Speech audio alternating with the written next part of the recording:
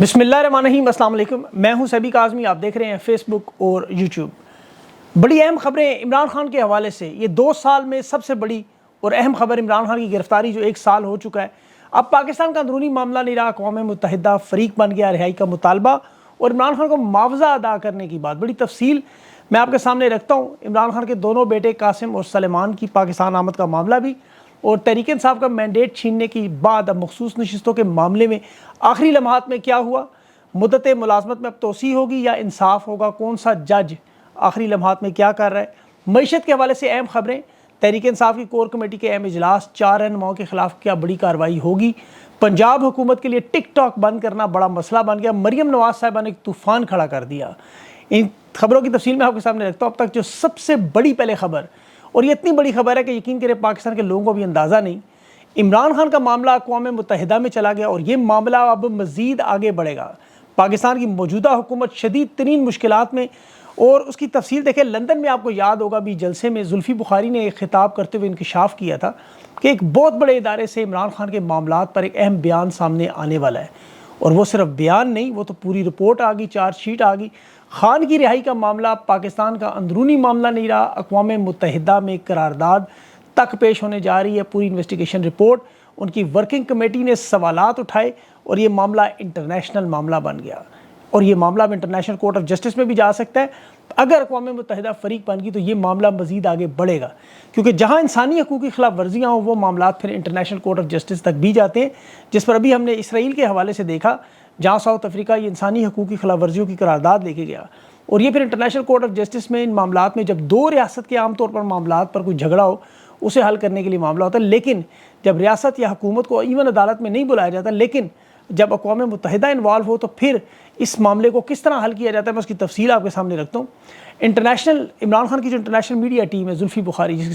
सरबराही करते हैं, ये जब से पाकिस्तान छोड़ कर गए हैं दुनिया भर में इदारों से राब्ते भी कर रहे हैं, इंटरव्यूज़ भी कंडक्ट कर रहे हैं और खान की रिहाई के लिए आवाज़ उठा रहे हैं। अब ये अक़वाम मुत्तहिदा तक पिछले कुछ महीनों से इस पर काम हो रहा था, और ये मामला इतनी जल्दी आपको पता है अक़वाम मुत्तहिदा तक पहुंच नहीं सकता। बड़ी मेहनत होती है, बैक पे बहुत ज़्यादा काम करना पड़ता है। सुप्रीम कोर्ट में केस ले जाने के लिए आपको पता है मामलात किस तरह होते हैं, तो अक़वाम मुत्तहिदा में आप सोच लें, मगरबी दुनिया ये दावा करती थी कि खान का मामला पाकिस्तान का अंदरूनी मामला है, इसमें हम मुदाखलत नहीं कर सकते। अब ये मामला जो पाकिस्तान का अंदरूनी मामला नहीं रहा, अक़वाम मुत्तहिदा में जाने के बाद और उनके क्लियर हुक्मनामे में, और जिस हुक्मनामे में ये है कि इमरान खान को ना सिर्फ फुल फोर आज़ाद किया जाए, बल्कि 1 साल जो बेगुनाह जेल में रखा उसका मुआवजा भी अदा किया जाए। और ये फैसला यकमुश्त नहीं हो, इसमें 8 महीने लगे वर्किंग ग्रुप ने जिस पे काम किया। अक़वाम मुत्तहिदा की ये जो रिपोर्ट पब्लिश हुई, इसमें इस पर बाकायदा तौर पर कहा गया कि पूरी दुनिया में तमाम ममालिक, आपको पता है, इस रिकॉर्ड का हिस्सा बनते हैं, ख़ास तौर पर इंसानी हकूक़ की तंजीमें, और उसके बाद फिर अगर मामला हल ना हो तो कोर्ट ऑफ जस्टिस तक। उसके बाद फिर उस मुल्क पर मुआशी पाबंदियों का मामला, इंटरनेशनल दबाव का सिलसिला शुरू हो जाता है। और अगर आप दुनिया के इन कवानीन को देखें तो अक़वाम मुत्तहिदा के इन कवानीन को तस्लीम करना पड़ता है।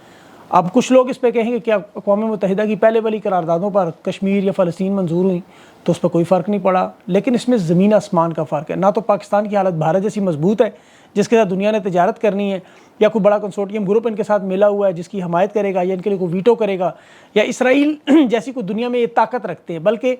जो हमदर्द ममालिक हैं वो खुद इनको आके समझा चुके हैं, मिन्नत कर चुके हैं। चीन ने सियासी इस्तेहकाम की, पाकिस्तान के आके अंदर बात की। अमेरिका ने इलेक्शन धांधली और शफाफ इंतखाबात की, पार्लियामेंट में अपनी बात की। बरतानिया ने सुप्रीम कोर्ट के ज़रिए बराह रास्त बल्ला छीनने, तहरीक इंसाफ के रहनुमाओं को ज़बरदस्ती कैद में रखने पर खुलकर बात की। और इंटरनेशनल कम्यूनिटी में ओवरसीज़ पाकिस्तानियों ने जो किरदार ख़ास तौर पर अदा किया, या पूरी दुनिया में मामला पार्लियामेंट्स में, सेनेट्स में उठ चुका है। इस रिपोर्ट की अगर थोड़ी सी आपको और मज़ीद तफसील बताऊँ तो इंसानी हकूक़ के हवाले से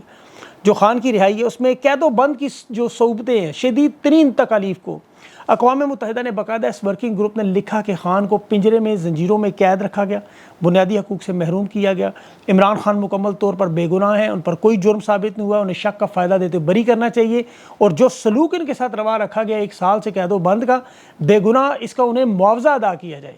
ये ऑफिशियली पाकिस्तान को 7 नवंबर 2023 को इस वर्किंग ग्रुप ने अपने ऑफिशियल प्रोसीजर के तहत खान से मुलाकात करने का मुतालबा भी किया, और हुकूमत पाकिस्तान को 2 महीने का वक्त दिया कि आप जवाब दें, मौजूदा सूरत हाल से इमरान खान की अपडेट्स हमें दें, गैर कानूनी तरीके पर इमरान खान को कैद में रखने को जस्टिफाई करें, बताएं انٹرنیشنل بنیادی انسانی حقوق کے ساتھ جوڑ کر، اور وہ تمام معاہدے جس میں پاکستان سگنیٹری ہے، دستخط کیے ہوئے، اب اس میں عمران خان کی ذہنی جسمانی حالت، تشدد، یہ تمام معاملات ورکنگ گروپ کی طرف سے حکومت کو پیش کیے گئے، اور انہوں نے آگے سے کیا کیا ہٹ درمی میں جواب نہیں دیا۔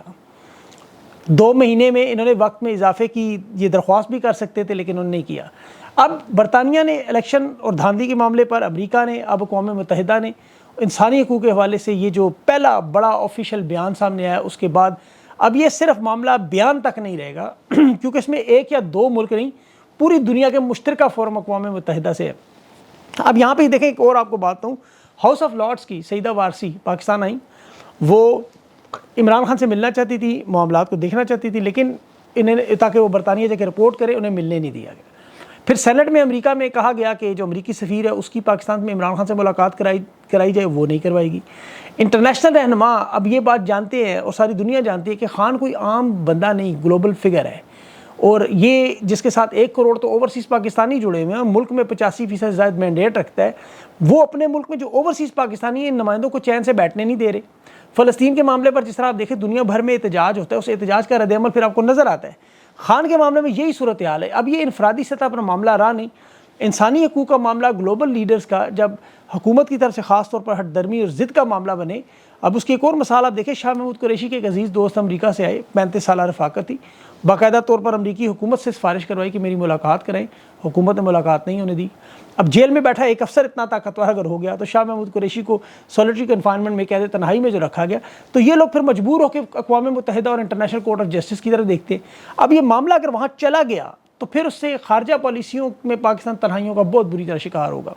جس طرح ایران، شمالی کوریا آپ کے سامنے نظر آتے ہیں۔ اب ایک ایسے وقت میں جہاں دیوالیہ پن کی تلوار سر پر لٹک رہی ہو، امریکی الیکشن کا مطالبہ دھاندلی کی تحقیقات کا ہو، مخصوص نشستوں کا کیس لگا ہو، جس میں آپ کو روزانہ کی بنیادوں پر ہم لوگ بتاتے ہیں کہ انٹرنیشنل دباؤ آئے گا، دباؤ آئے گا، دباؤ آ گیا۔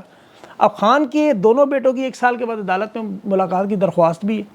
اب یہ انسداد دہشت گردی کی پنڈی میں عدالت ہے، قاسم اور سلمان وہ بھی تیاری کر کے بیٹھے ہیں پاکستان آئے، انہیں اجازت نہ ملنا بھی انسانی حقوق میں معاملہ آ جاتا ہے۔ تو اب یہ کیونکہ کسی بھی قیدی کا یہ چارٹر ہے کہ آپ خاندان کی رسائی ہفتے میں ملاقات لازمی ہے۔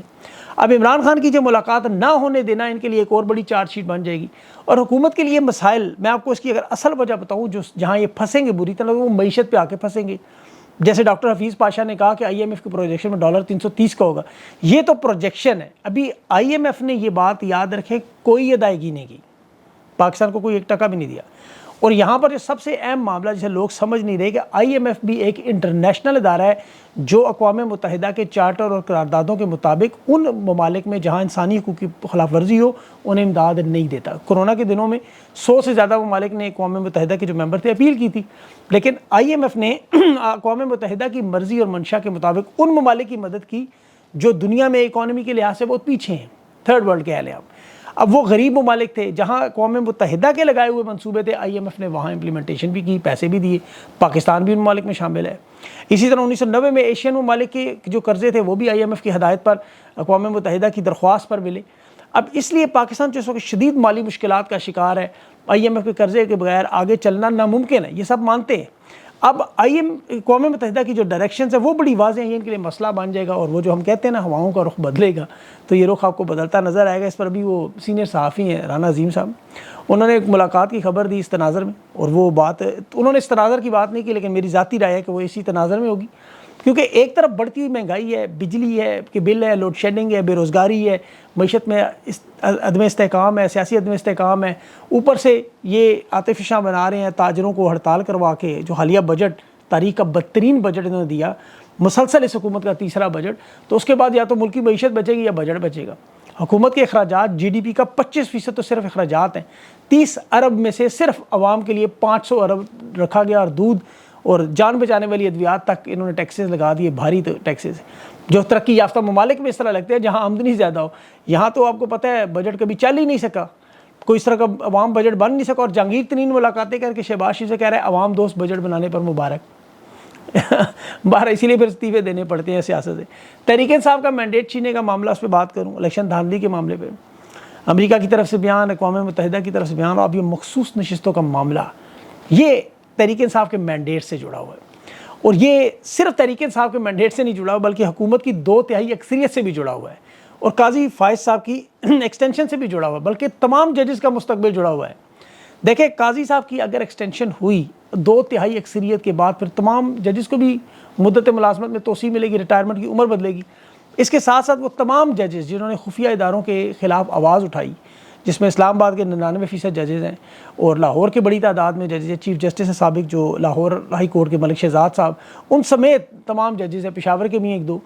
یہ کیس سے جڑے ہوئے ہیں سارے۔ تو اس آج کا کیس کا خلاصہ بھی اسی تناظر میں دیکھیں تو جمال مندوخیل صاحب تھوڑے بدلے نظر آ رہے تھے، قاضی فائز کے لہجے میں تھوڑا آج اعتماد نظر آ رہا تھا،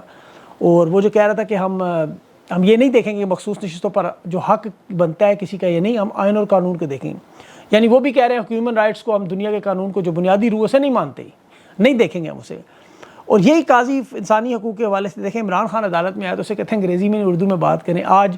الیکشن کمیشن کے وکیل کی انگریزی چیک کرتے رہے سارا دن۔ اب قاضی صاحب اس کیس کو لٹکانا چاہتے ہیں، منصور علی شاہ نے آخر میں جو پھٹا ڈال دیا ان کی عدالت میں، حالانکہ بلے کے نشان کو رات 10 بجے تک چلایا گیا تھا، پھر الیکشن کمیشن نے نشانات مؤخر کیے، فیصلہ 12:30 بجے تک لے گئے، اضافی وقت دے کے، کیونکہ کاغذات نہ منظور کریں، ان کو ڈکلائن کریں۔ الیکشن کمیشن کا حالانکہ وقت 5 بجے ختم ہو گیا تھا، لیکن یہ قاضی کے فیصلے کے انتظار میں بیٹھے رہے کہ ہم نے تحریک انصاف کو اس الیکشن سے باہر رکھنا ہے۔ تو یہ سارے معاملات اب کرسٹل کلیئر ہیں، سب کے سامنے ہیں کہ قاضی صاحب اور الیکشن کمیشن یک جان دو قالب ہو کے تحریک انصاف کے مخالف تھے۔ اور اب تو ملاقاتوں میں بھی دیکھیں خواجہ آصف کی ملاقات سامنے آ رہی ہے، جس میں قاضی فائز صاحب سے ججز کالونی کی باتیں ہو رہی ہیں بہت، کہ اور بھی بہت سارے لوگوں کی ملاقاتیں ہیں۔ شہزاد اکبر صاحب نے اس پہ بھی بڑی اہم ٹویٹ کی ہوئی ہے، اور ان کے سورسز بڑے پکے ہیں، اور اس خبر کی تصدیق بھی بہت سارے اور صحافی بھی کہہ رہے ہیں کہ ملاقاتیں ہوئیں۔ ایک بڑے صحافی کے حوالے سے تو انہوں نے نام منع کیا ہے، کنفرم انہوں نے کیا کہ یہ وہاں بڑی رونق لگی ہوئی تھی، باقاعدہ کالے شیشوں والی گاڑیاں آ جا رہی تھیں 3 دنوں میں، اور خاص طور پر ایک جج کے اوپر بہت زیادہ دباؤ ڈالا جا رہا تھا، وہ نہیں مان رہے تھے، انہیں منانے کی کوشش کی جا رہی تھی۔ اور اس فیصلے میں ظاہر ہے آپ کو سب کے نام نظر آئیں گے، جو بدلا ہوا رویہ آپ نے عدالت میں دیکھا، اس کا فیصلے پر نتیجہ بھی آپ دیکھیں گے۔ قاضی صاحب کو اب چونکہ جسٹس عطر من اللہ نے آج کہا کہ مخصوص نشستوں کا معاملہ اگر 2002 کے الیکشن کمیشن کے فیصلے پر دیکھیں، 2018 کے دیکھیں، تحریک انصاف کے ساتھ زیادتی ہوئی، ایک جماعت کو سیاسی عمل سے باہر کیسے رکھا گیا، ہم اس معاملے کو اٹھاتے ہیں، اس دھاندلی کے معاملے کو کھولتے ہیں، تو قاضی صاحب نے فوراً دھمکی لگا دی کہ اگر آج آپ تاریخ پہ جائیں گے تو پھر ہم 2018 کا سینٹ کا الیکشن بھی کھولیں گے۔ جمال و مندوخیل بھی متفق تھے۔ اب یہ صادق سنجرانی کے صاحب کا الیکشن تھا، سب جانتے ہیں کہ اس معاملے کو کھولا گیا تو اس کی جڑوں میں پیچھے جا کے جنرل باجوہ کی ایکسٹینشن نہ نکلے گی، تو یہ تمام معاملات بھی اس طرح کھلیں گے کہ جس طرح جنرل باجوہ کی ایکسٹینشن کے لیے سنجرانی کو چیئرمین سینٹ بنایا گیا، اور کس طرح تحریک انصاف پر دباؤ ڈال کے، اور پھر خواجہ آصف کے بیانات بھی آئیں گے، نون لیگ کے بیانات بھی آئیں گے، تو یہ معاملہ عدالت کے لیے بھی اور جنرل باجوہ صاحب کے لیے بہت بڑا معاملہ بن جائے گا، انہیں بھی عدالت میں پھر بلانا پڑ جائے گا، اور بہت سارے یہ برداشت نہیں کر سکتے۔ اور حکومت کے لیے اس وقت دیکھیں بڑا مسئلہ یہ بنا ہوا ہے کہ 2 ایکسٹینشن میں سے کس کی کر دیں، کر ایک سکتے ہیں، کریں کس کی؟ اور نون لیگ خاص طور پر نواز شریف صاحب کی دلی خواہش ہے کہ ایک ایکسٹینشن ہو اور جلدی ہو، اور چاہتے ہیں وہ دونوں ہیں، لیکن اب چونکہ حالات ایسے بدلتے جا رہے ہیں، ان کے کنٹرول میں نہیں رہا، انٹرنیشنل حالات بھی، اور دوسرا یہ جو معیشت کے حالات ہیں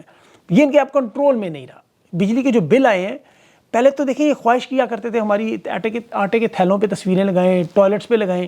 اب لوگ کہہ رہے ہیں بجلی کے بلوں پہ بھی لگائیں، پیٹرول کے پمپوں پر بھی لگائیں، اور جہاں جہاں مہنگائی کے دودھ کے ڈبے ہیں ان پہ بھی نواز شریف صاحب کی لگائیں یہ تصویریں، اور لوگ ان کی تقاریریں نکال رہے ہیں الیکشن کی، جو وعدے تھے عوام کو دکھا رہے ہیں۔ سب سے بڑھ کر اب بجلی کے بلوں کی ویڈیوز بنا کر سوشل میڈیا پر اپلوڈ ہوں گی، صدیق جان کی بھی آپ نے ٹویٹ دیکھی ہوگی۔ تحریک انصاف اس پر ظاہر ہے بہت بڑا لائے عمل بنائے گی، آگے چلے گی۔ فی الحال تو ان کی کور کمیٹی میں 3 اہم قراردادیں، ایک تو عمر ایوب صاحب کے استعفے کی واپسی، دوسرا جو مشکل وقت میں پارٹی چھوڑ کر گئے، باہر بیٹھ کے پارٹی معاملات پر تبصرے کا ان کا کوئی اخلاقی جواز نہیں، یعنی انہیں خاموش کیا جا رہا ہے کہ آپ نہیں بول سکتے، آپ کو پارٹی میں قابل قبول نہیں کیا جائے گا، ہاں جو ندامت افسوس کر رہے ہیں ان کا فیصلہ خوان کریں گے۔ اور نظم و ضبط کو پارٹی میں سخت کیا جا رہا ہے، 4 لوگوں کو نوٹس جاری جن کو ہوا، انہیں اب اگر غلطی ہوئی تو 7 دنوں میں ان 4 لوگوں کے خلاف ڈسپلن کی خلاف ورزی پر ایکشن لیا جائے گا، ہو سکتا ہے پارٹی سے نکال دیں اب۔ اور آخری خبر جو ٹک ٹاک کے حوالے سے، پشاور ہائی کورٹ میں ان کے نمائندے نے کہا جی توہین آمیز مواد ہٹانے کے لیے پی ٹی اے نے تو ہم سے کبھی رجوع ہی نہیں کیا، کوئی رپورٹ ہی نہیں کی، ہمیں تو پتہ ہی نہیں ہے خراب ہے، تو یہ بات بھی ان کی جھوٹی نکلی۔ انہوں نے کہا ہم تو مقامی قوانین مانتے ہیں آپ کے، تو ٹک ٹاک کو بھی اس لیے بند کیا جا رہا تھا کہ اس پر بہانہ تھا کہ توہین آمیز مواد لگایا جاتا ہے۔ اب وہ توہین پتہ نہیں مریم نواز صاحبہ کی تھی یا شہباز شریف کی، یہ نہیں بتایا انہوں نے،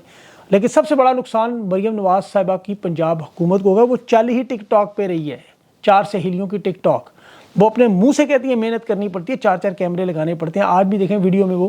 بیٹھ کے کہہ رہی تھی جیمرز لگے ہوئے ہیں اور وہ فون پہ بات کر رہی ہیں, جیمرز کیسے ہیں کہ جیم نہیں کر رہی. بہرحال